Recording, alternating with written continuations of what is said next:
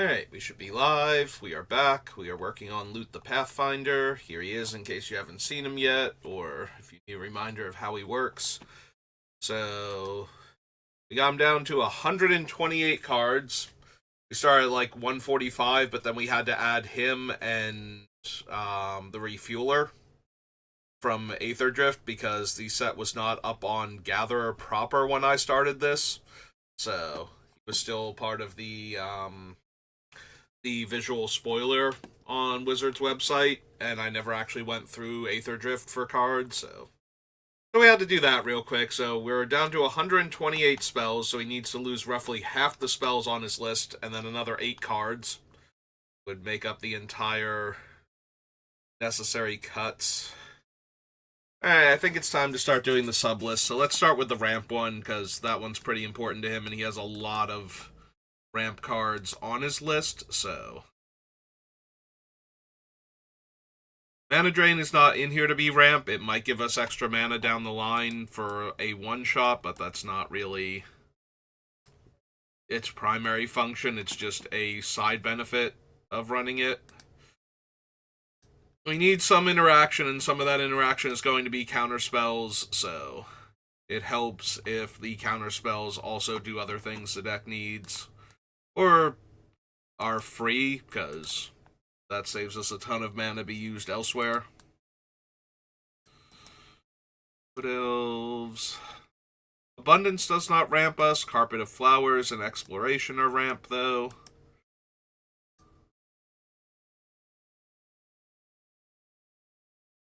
That they let us play extra lands, and I'm planning on drawing a ton of cards with loot, so we should have lands in hand to play out. The other option is to add in, we already have Ranunap, and I'm pretty sure Ranunap should, or Ramunap rather, sorry, M before the N. Ramunap should be Crucible of Worlds, or Crucible needs to be added in to take advantage of some of these cards, but we'll figure that out later once we have a better idea of what our ramp situation looks like. Alright, Sad Robot, Zusa and Kodama's Reach. Damn it, Minimo being in the middle. Just alphabetically after Sakura Tribe, we'd be good.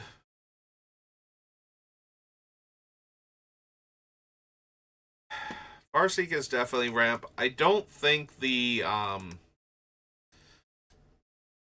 Karu lands are ramp proper. Also, they're part of our land section. They do work to make sure we don't miss land drops, though, making sure we have our full complement of mana, so there's a bit of potential for them to be seen as such, even though they don't inherently increase the amount of mana that we have on any given turn, so they're not ramp. They ensure that we don't miss our land drops, so they ensure that we have the amount of mana down the line. If not, it's almost card advantage in that it's a second land hidden in this one. So you play out your one land, then you play out your Kara land and bounce it, and then you replay your other land, and now you still have 3 mana, but you've only spent 2 cards. So, but it's card advantage in the sense of getting another land functionally out of it. Yeah, it's not ramp because it eats up the same amount of land drops in order to get that mana. It's not actual card advantage because you're not drawing any extra cards. You're not putting an extra land from your deck into play.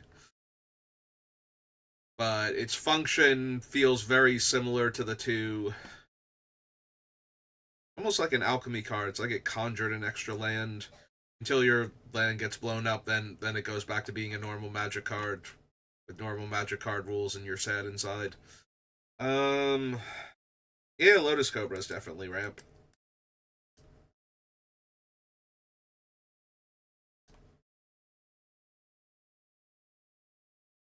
I don't know. When you look at the Ravnica bounce lands and possibly the actual Karu lands from Visions, um, how do you think, like, what do you think is the best comparison for their functions other than, making sure that you hit your land drops and still have the same amount of mana? because that's how they actually work. But what is the best comparison to how they function in your deck?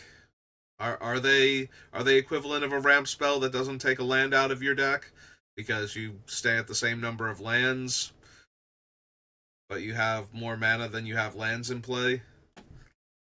Um, are they closer to getting a free land when you play them, just conjured out of thin air?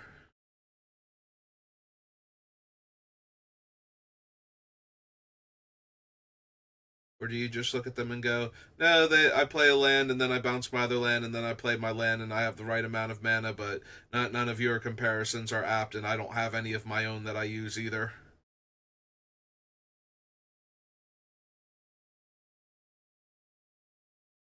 Crewfix is not ramp. It's a way to get a mana advantage by not letting our mana go to waste if we don't have use for it right this second. But I don't know that I would actually consider Crewfix ramp in that regard.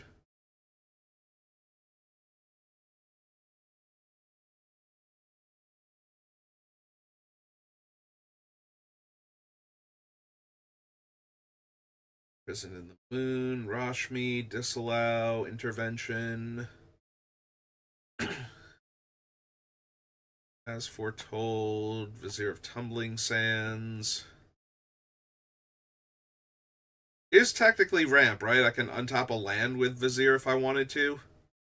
That is not what is in the deck for at all, but it does technically function as that. I think we're going to pass on counting it as ramp, but it certainly can be. While we're waiting for better things to show up for him to untap. Reclamation falls in the same category as Crewfix. It's not necessarily ramping us, but it's giving us access to more mana, which is in some ways the same thing. Very similar to my argument for whether or not the Karu lands count as certain other things. Like, we are technically getting access to more mana because of these cards, and in some ways it will feel a lot like a ramp spell because of that.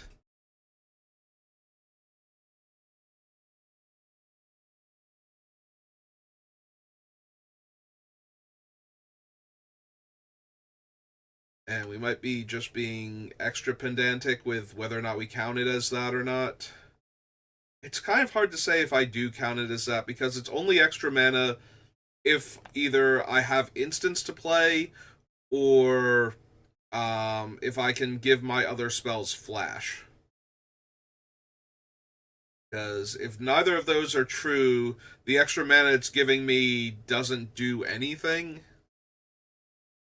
But if I do have either of those things going on, then it definitely functions as extra mana. And it's the main reason why I'm putting it on the list. Yeah, Bootlegger Stash I put in the same category as Crewfix.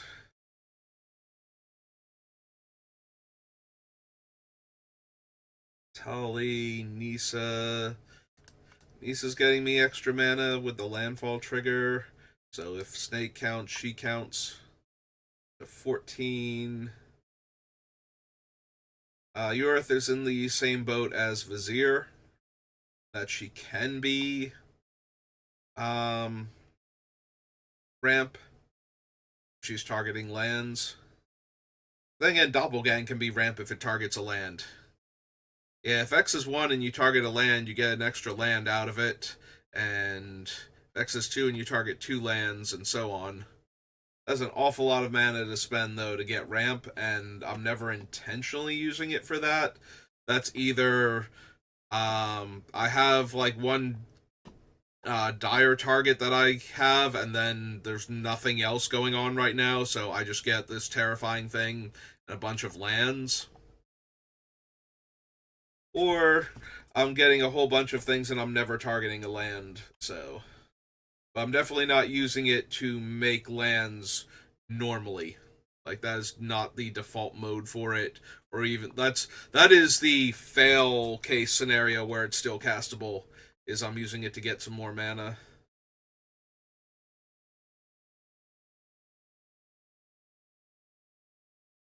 Do I count Bonnie Paul since she puts the land into play and she's drawing me cards towards land to get them into play? That's a lot like counting a Coiling Oracle, where it's like if it's a land on top, then yes, but if it's not a land on top, then no.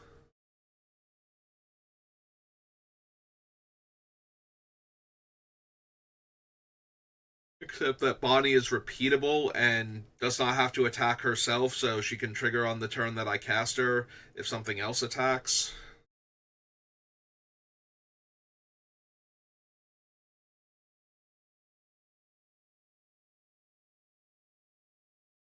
Hey, there's Enduring Vitality. Do I not have Cryptolith Right on the list, or is Cryptolith Right in a different...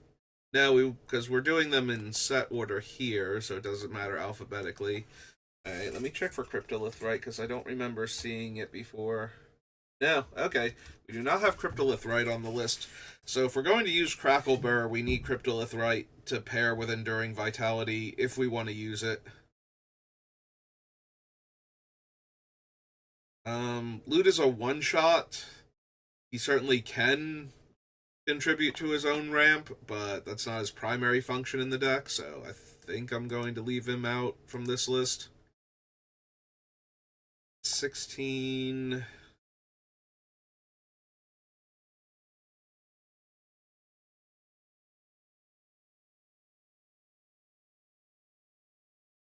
Technically, these two. Sword gets me land out of my deck, and Tireless Tracker makes a treasure when I landfall, which is very similar to Mystic Snake and Nisa. In fact, it's slightly better, because if I don't have a use for the mana, it doesn't go to waste. Displacer Kitten, Scavenging Ooze, Signet is ramp.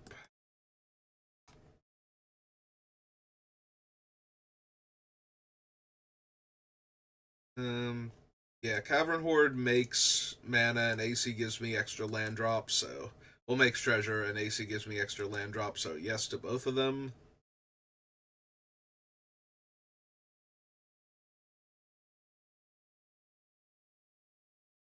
Tina's ramp.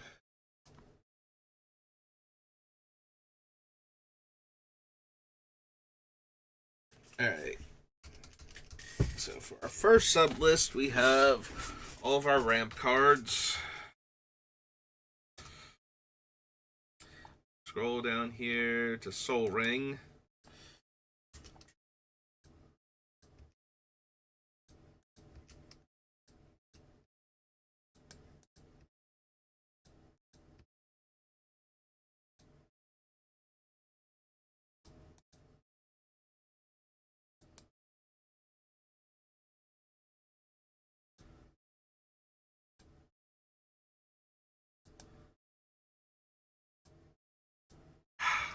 Did like 3 of them in a row where I only had to click once. I wasn't sure what I was doing, but that was making it go, okay, sure. But apparently it was nothing. It just decided it was going to work the way it should for like 3 in a row and then not again.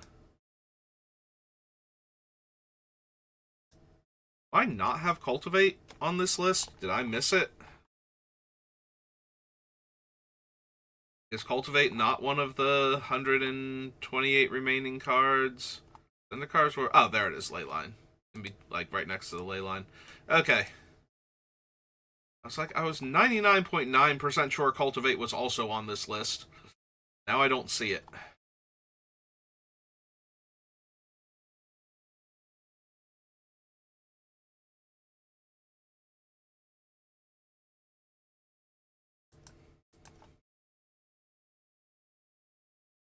Okay. What out of this list of over 20 cards do we not actually need? Because even though it wasn't up to 20, there were several of them that were grouped together, so it should almost definitely be 20 plus cards. And we do not have room for all of them.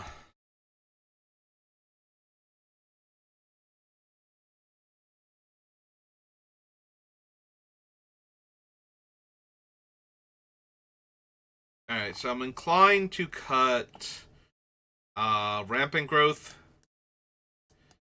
As I was saying yesterday, I don't know exactly how many basic lands we're going to have, but we don't want too many basic land fetchers, because honestly, I'm probably going to be somewhere between, like, at most 12 and probably less than 10 basic lands total.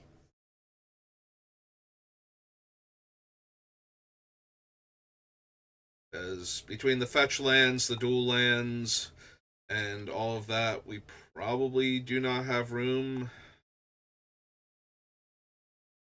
for that many basics. What else is a forest? What's her name is a basic land, right? The legendary Barhaven elf. There she is, Sultina. Way at the bottom.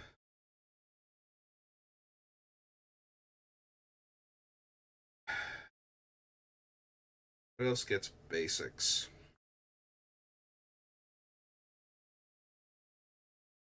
Hmm. The Sword of Hearth and Home gets basics. It's in here because it also can blink loot to reset him. So it's going to eat into the number of basic lands I can possibly tutor out, though.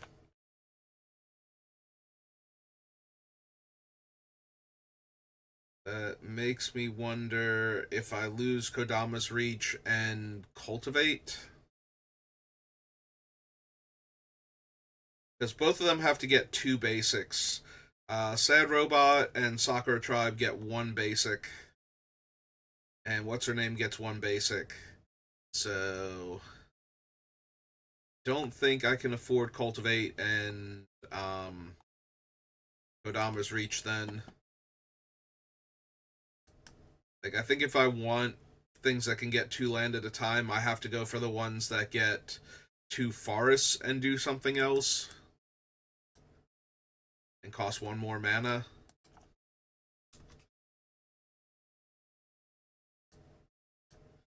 But yeah, I don't think I'm going to have the basic land count necessary for all of these, so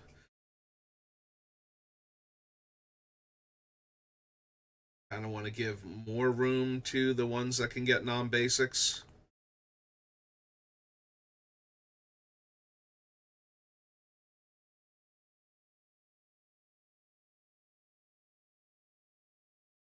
That leaves us 1, 2, 3, 4, 5, 6, 7, 8, 9, 10, 11, 12, 13, 14, 15, 16, 17, 18, 19, 20, 21, 22. Right now, a third of the spells in the deck plus 2 additional ones are ramp spells. So that seems a bit excessive. I think we need to cut like at least 2 more of them. Probably can afford Carpet of Flowers. It's a very expensive, well, not very expensive, but I'm pretty sure it's like a $10 or $15 card for an uncommon. And it's not essential for the deck. If I knew I was going to be playing against heavy blue decks with like actual islands in them, as opposed to decks that are base blue but run a bunch of non-basics that don't count as the land types, because that's how that player built the mana base, I'd be more inclined to run Carpet of Flowers. But that feels more like a metagame choice at that point. If I was building loot in such a way that I was all but guaranteed to run into some heavy blue players with, lands with the island subtype, then definitely Carpet of Flowers, but I think I can afford to cut it. I don't think that's where I'm at. The Dryad can get a forest. It's also already double green, but that should be okay with the number of dual lands and the tri-land that we have. We have the other tri-land too, but the ones that are fetchable, like we should not. It should not hurt us that we have to get yet another forest when we already had two of them out. Like that should still be fixing. It shouldn't be like, oh god, I can't get Volcanic Island with this thing, and I really desperately need more blue and red sources. That's going to happen some amount of the time, but with all the other land fetching we're doing, that should be mostly mitigated. So I'm thinking Sad Robot, because he costs more than any of the other ones. We keep the what's her name because she's a mana less than Sad Robot, so we get her online sooner and we can potentially blink her. Honestly, Cavern Horde Dragon is one of those things, like, because I did all the commander decks together, even though I'm pretty sure he's a Lord of the Rings card, um, this would have still been early in the card selection process. So, like, maybe second session or third session, so probably don't need the Cavern Horde Dragon.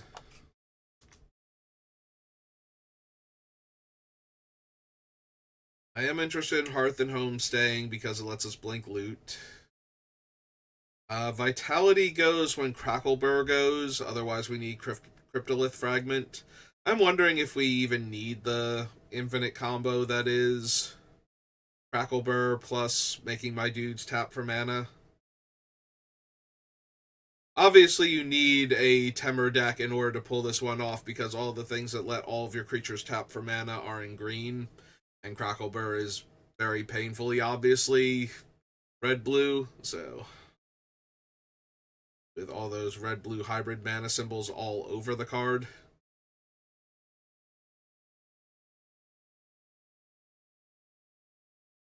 So yeah, we probably lose Enduring Vitality, and we probably lose the Crackleburr.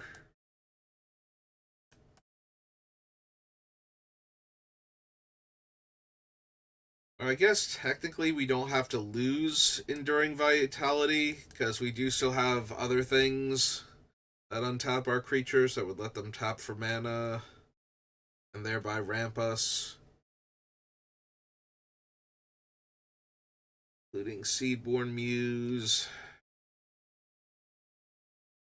What else untaps? Oh, right, we cut the Murktide, so that's not untapping everything anymore. Well, all of my blue and green creatures, which hardly constitutes everything, but yeah, without that one, yeah, we can probably lose Enduring Vitality. I think we lose the Crackleburr too. It's a neat little combo, but loot doesn't need it. Got enough cool stuff going on.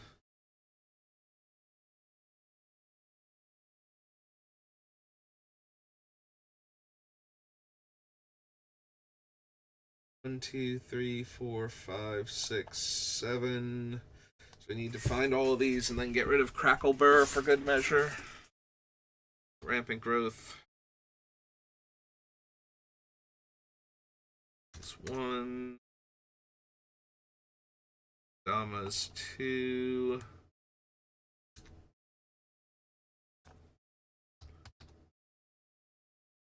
Fate's three.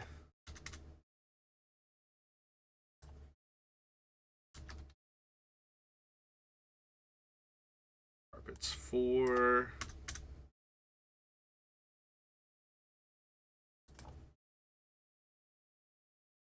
Sad Robot's five.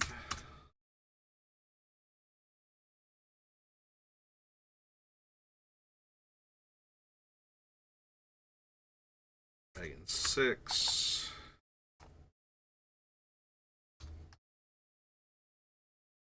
During is seven.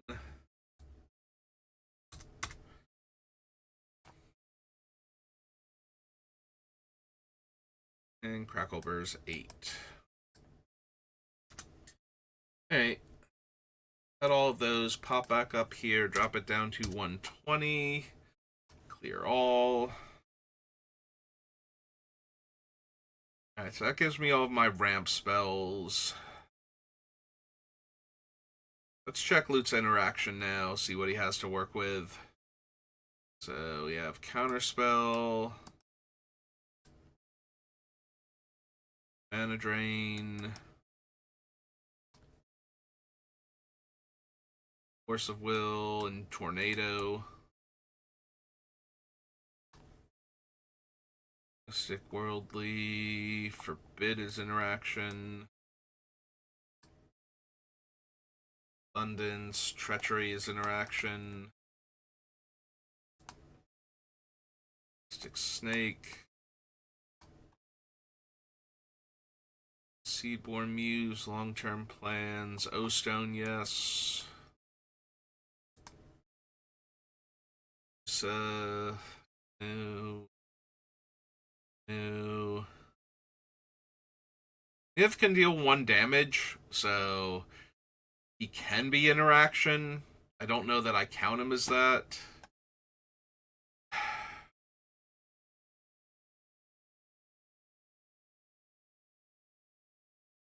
I also don't know if I include the Tide Spout Tyrant. Tide Spout Tyrant.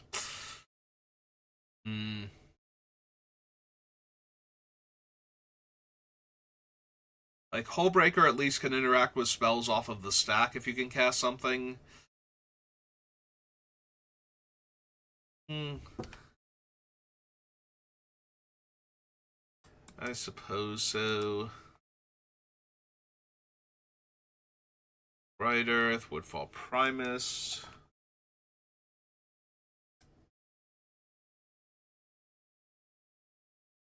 I have to look and see if I can ban the site that the bots are using from like add that to banned words in chat or something where you just get auto blocked if you try and type that.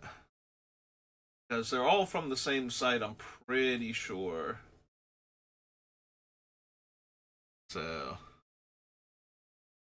I can just block them from posting that particular string of words in chat, which is not going to come up as anything. Like, nobody is ever going to accidentally say it because it's a website name.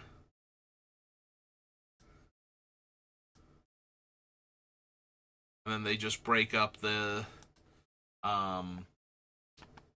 name and the .com so that way it doesn't get auto flagged before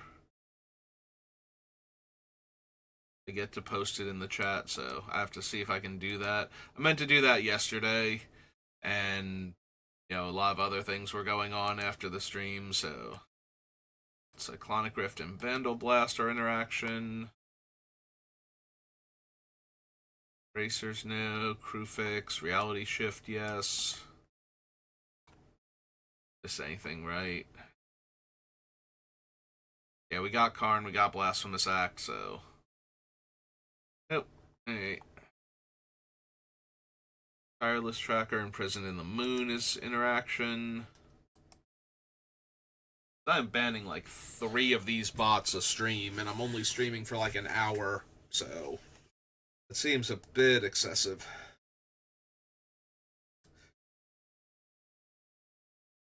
I think some of them even like try and do it when I'm offline just because I don't know if it checks to see if the streamer, if the broadcaster is listed in the people currently in chat and decides like, okay, it doesn't matter that I'm not streaming, you're still going to see me when I post my thing, so.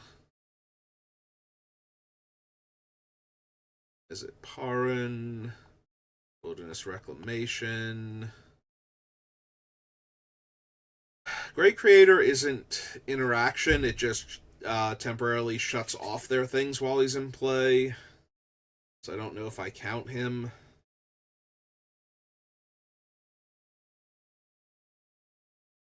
Pyromancer is in here to be interaction and to damage the opponents.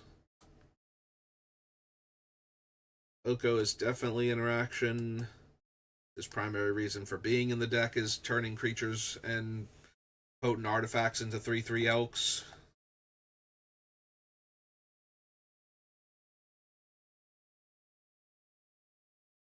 Pugilist, no. Solve the equation, no. Hullbreaker Horror, yes. 19. Offers 20. Titan is definitely on the list to be interaction. It's 21.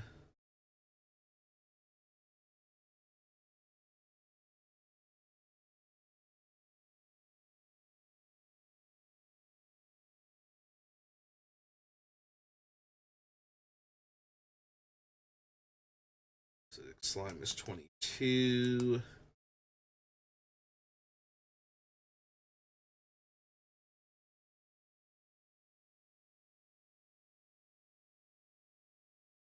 These two are 23.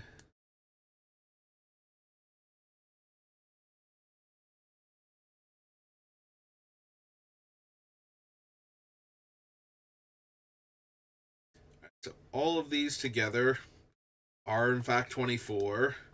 So is anything else interaction? John, Dreamer, no. Those two aren't, and Max the Daredevil. Okay, so we had exactly 24 items that are considered interaction. Alright.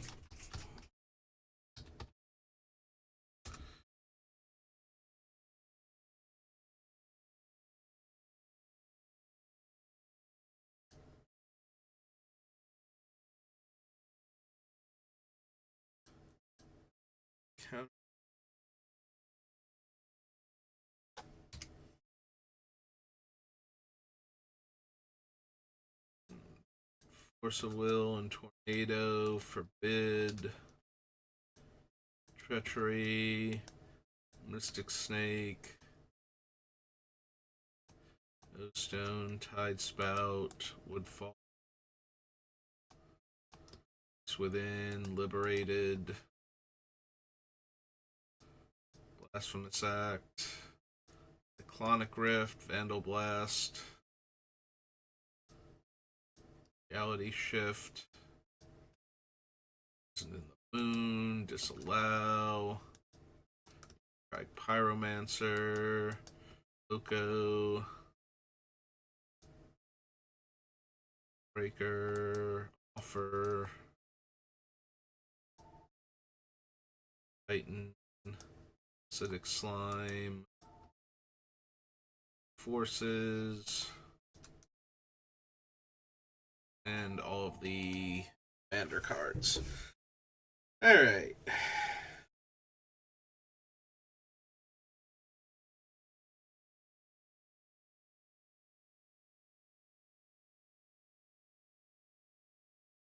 Alright. Counterspell, Mana Drain, Force of Will, Forbid. Possible. I have a few too many counterspells on my list.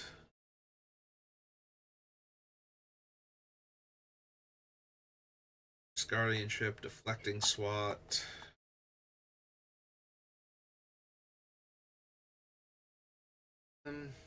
Alright, so I think Tornado actually has to go. We've cut all of the things that could blink it to reset it. So we did have some stuff that could potentially blink it on the list beforehand, but I think it's down to just Displacer Kitten now. It's like the only thing that actually blinks Tornado.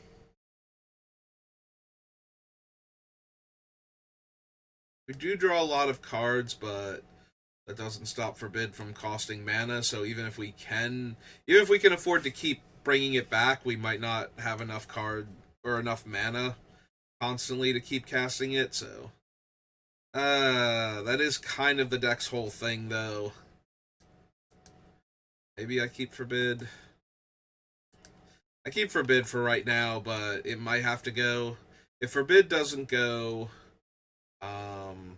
probably one of the other counters is going, like maybe an Offer. I don't think Force of Negation should go, or Fierce Guardianship, even though they can't counter creatures.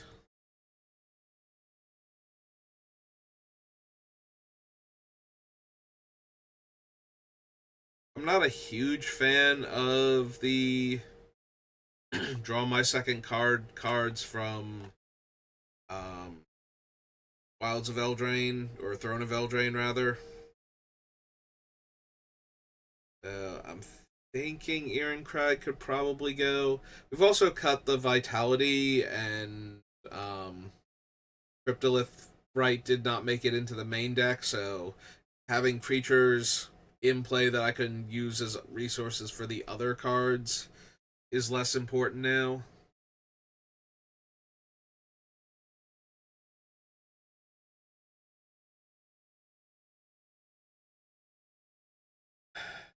So Imprison in the Moon, whose casting cost seems to have wandered off, should be 2 and a blue. Um, is Song of the Dryads? Oh no, wait. Song of the Dryads is the better um, Imprison in the Moon because Song is a permanent. I was thinking that Song was a creature, but Song is a permanent. So yeah, maybe we can lose Imprisoned in the Moon then. I don't think we need both auras.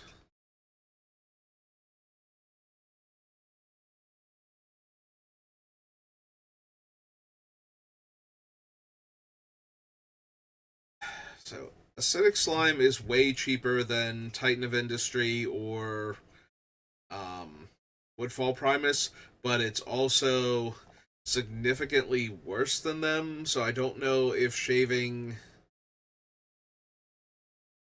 It's still 3 mana less than either of them. I think they're both 8 drops, so.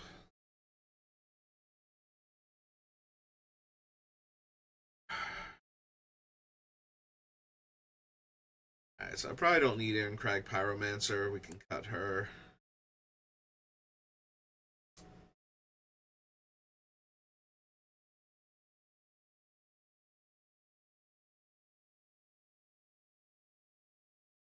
Song of the Dryads, Fierce Guardianship, Deflecting Swat.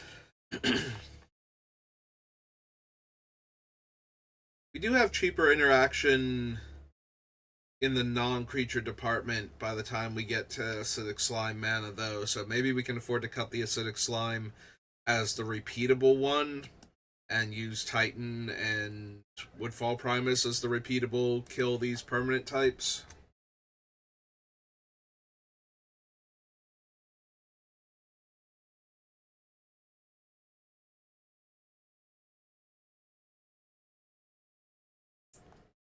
Cyclonic, keep Blasphemous. Need our resets. I have 1, 2, 3, 4, 5, 6, 7, 8, 9, 10, 11, 12, 13, 14, 15, 16, 17, 18, 19, 20, 21, 22, 23, 24, 25. So a third and an eighth of the deck are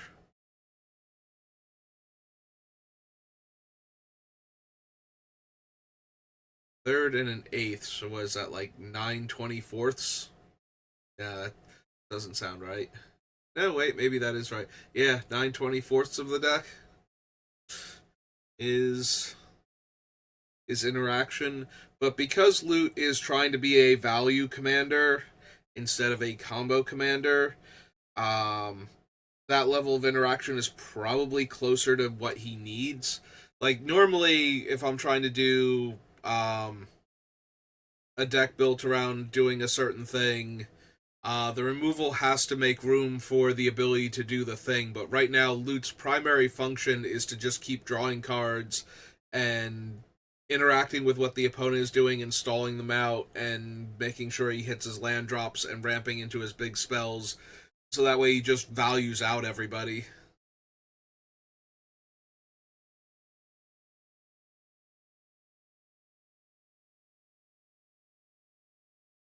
Hmm.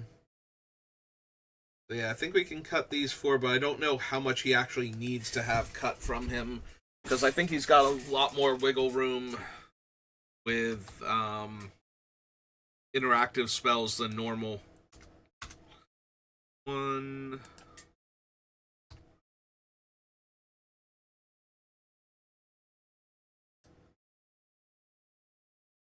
That's 2, and I might be back for the other ones. 3.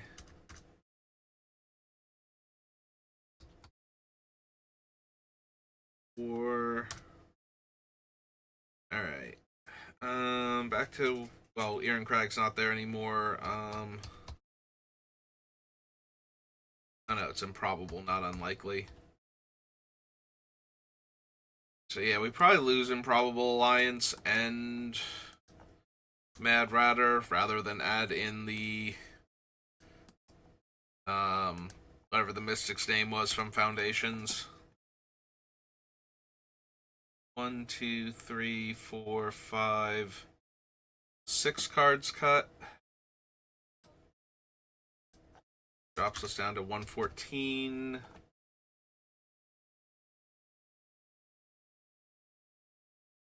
Alright, we got like 10-ish minutes left, so let's just go through the list and see if there's anything else I know I can cut now. Keeping Mystic Remora for right now. Keeping the Tutors, Scroll Rack, Burgeoning. Want to keep Abundance. Maybe Treachery can go. It's not terrible in the deck, but it's also not essential. Honestly, we can probably cut Aggravated Assault. If I need to spend 5 mana to untap loot, then things have already either gone very well for me that I can afford to just do this, or things are going terribly for me and I don't know what I'm hoping to get out of this that's going to turn it around, but like the main reason for leaving Aggravated Assault in is the infinite combo with Sword of Feast and Famine. I think we can lose the Assault. We don't necessarily need that particular 2-card combo.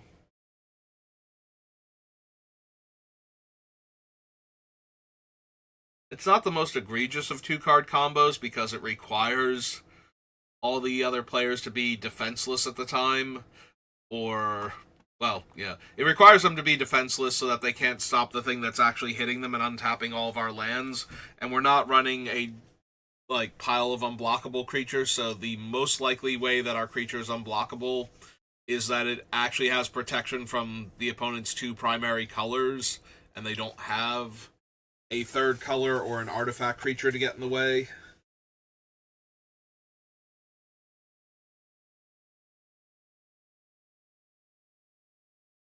Is it Firemine, Breeding Pool, Tidespout, Bright Earth, Woodfall Primus? Honestly, even with all the landfall cards, Scapeshift is probably unnecessary.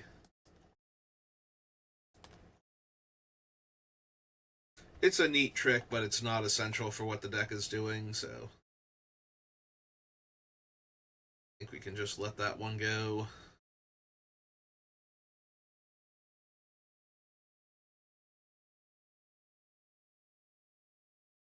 Part of me wants to cut Jenga taxes, and part of me is like, but he has Flash, and that lets me do a lot of things with him with some of the other cards in the deck without having to have found Leyline of Anticipation or adding in the other similar cards.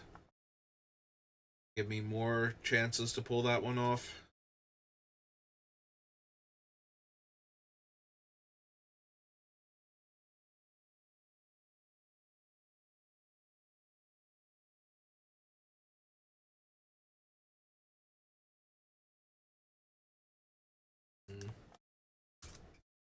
I don't need Rashmi. She's just another way to get cards.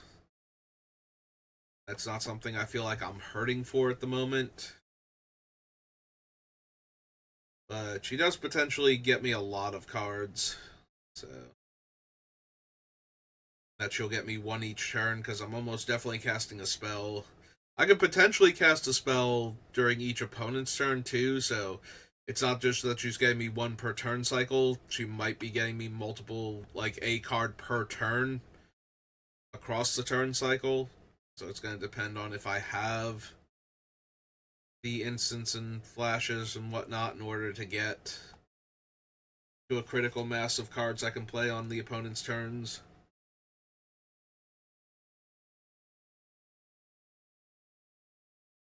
But it's nice that she functionally discovers and not cascades. So if we hit another counterspell after casting a counterspell on an opponent's turn, we just get that card into our hand.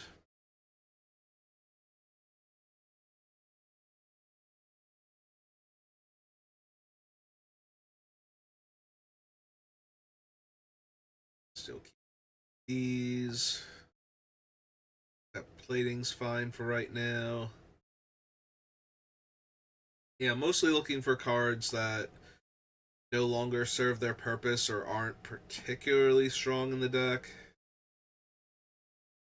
Now that the deck is starting to shape up a bit more, getting a better feel for what it's going to look like when it's done. Nowhere near at the point where I have like a full vision of what the deck's gonna look like, but enough that I can go, yeah, we don't need these. Honestly, the eidetic memory can probably go. It's potent, but its best target is also something that I want to have leave and re-enter the battlefield. So that's not particularly helpful with the strategy. Like, it's kind of not, yeah. It does not do a thing that I need done in the deck anyway, and our best target for it just keeps wandering off and losing all of the counters. So, but he's like 5 technically. I forget how old he is as far as like relative to his like his species or something. Like if he's actually if we got a Grogu situation where he's a 50-year-old toddler, but I know he's been sealed away long enough that like he's existed on the plane that he was on for longer than he's been up and moving around. But I don't know how old Lute is actually supposed to be.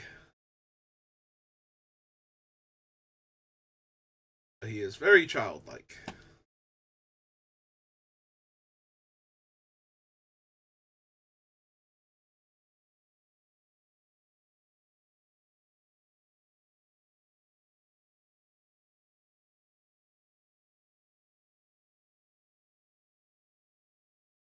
Yeah, I think we keep Gerolf only because he storms off with his tokens without actually, storming. So I just keep making more and more zombies, and they keep getting bigger and bigger.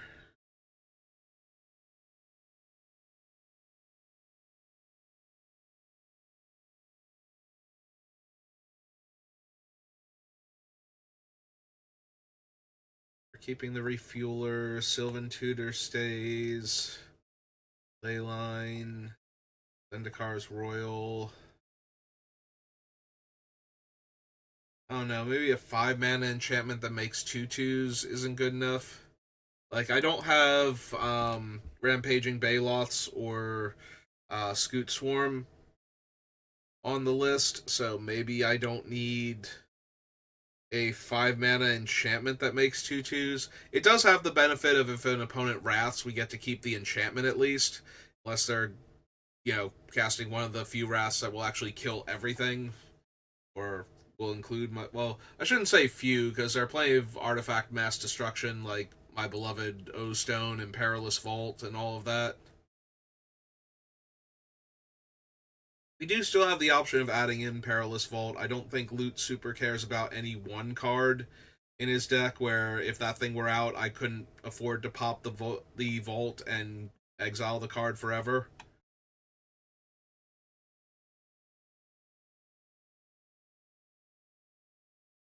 Is Tamio not good enough? She's probably not good enough.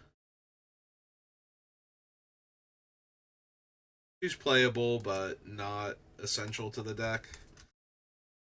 And not doing enough for the deck, I don't think. Arcane Signet, Fierce Guardianship.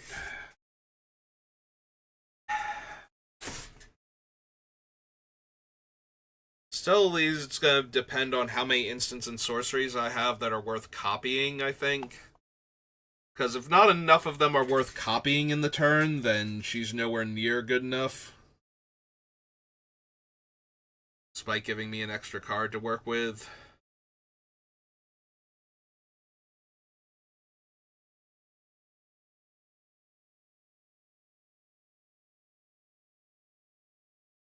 Still not prepared to cut the 2 Unfinity cards yet. We're always going to be fluctuating around that one, I think. All right, so 1, 2, 3, 4. So cut those cards off. That brings us down to 110, and then we're just at the 50-minute mark. So I think we call it there for right now, and we'll pick back up tomorrow. We'll see what midweek Magic is tonight. I might be on playing that tonight, and if not, I'll figure it out from there. So thank you for watching, and I will see you next time. Have a good rest of your day.